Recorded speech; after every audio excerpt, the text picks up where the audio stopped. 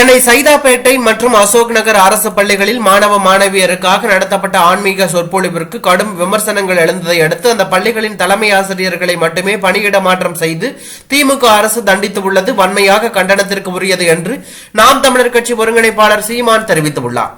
இதுகுறித்து அவரின் செய்திக்குறிப்பில், குறிப்பிட்ட பள்ளிகளில் நடைபெற்ற சொற்பொழிவானது கல்வித்துறை அதிகாரிகளுக்கு தெரியாமல் அவர்கள் அனுமதியின்றி நடைபெற்றதா, பள்ளி கல்வித்துறை அமைச்சருக்கு தெரியாமல் நடைபெற்றதா? அப்படி தெரியாமல் நடைபெறுகிறது என்றால் அதைவிட மோசமான நிர்வாக செயல்பாடு என்னவாக இருக்க முடியும்? அந்த அளவிற்கு அரசு வலிமையற்றதாக இருக்கிறதா? ஒருவேளை பள்ளி கல்வித்துறை அதிகாரிகளின் அமைச்சகத்தின் அனுமதியோடுதான் நடைபெற்றது என்றால் அவர்களுக்கெல்லாம் என்ன தண்டனை கொடுப்பது? யார் தண்டனை கொடுப்பது?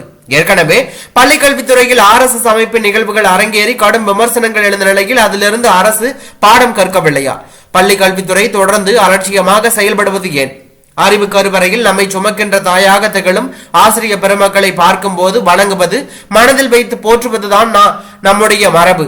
அதை விடுத்து ஆசிரியர் தினம் அன்று ஆசிரியர் கால்களை மாணவ மாணவியர் கழுவி அதற்கு பூஜைகள் செய்வது என்ன மாதிரியான நடைமுறை? இதெல்லாம் யாருடைய பண்பாடு? இந்த புதிய வழக்கங்களை வலிந்து திணிப்புவது யார்? தமிழ்நாட்டில் உள்ள பள்ளிகளில் இவ்வாறு நடைபெறுவதை பள்ளி கல்வித்துறை எப்படி வேடிக்கை பார்த்துக் கொண்டிருக்கிறது? அத்தனையும் அனுமதித்துவிட்டு வெளியே தெரிந்து விமர்சனங்கள் எழுந்தவுடன் அரசும் அமைச்சகமும் தப்பித்துக் கொள்ள ஒவ்வொரு முறையும் கடைநிலை அரசு ஊழியர்களை பலியாக்குவது ஏன்? கள்ளக்குறிச்சி கள்ளச்சாராய நிகழ்வில் காவல்துறை அதிகாரிகள் பலியாக்கப்பட்டார்கள். தற்போது பள்ளி தலைமை ஆசிரியர்கள் இடமாற்றம் செய்யப்பட்டுள்ளார்கள். ஒன்றுக்கு மேற்பட்ட பள்ளிகளில் நடைபெற்றுள்ள நிகழ்வுகளில் பள்ளி கல்வித்துறை அமைச்சகத்துக்கு அதிகாரிகளுக்கு தெரியாமல் நடைபெற்றது என்பதை எப்படி நம்ப முடியும்? தலைமை ஆசிரியர்கள் மட்டும் தண்டிக்கப்படுவதை எவ்வாறு ஏற்க முடியும்? அரசு நிர்வாகத்தில் எத்தகைய தவறு நிகழ்ந்தாலும் அரசும் தொடர்புடைய அமைச்சகமும் தங்களை தற்காத்துக் கொள்ள முடியாமல் தவறுக்கான முழு பொறுப்பையும் ஏற்று மக்களிடம் மன்னிப்பு கோருவதோடு இனி அந்த தவறுகள் நிகழாது என உறுதியளித்து அதன்படி செயல்படுவதுதானே ஒரு நல்ல அரசின் நேர்மையான நிர்வாகமுடைய நடைமுறையாக இருக்க முடியும்.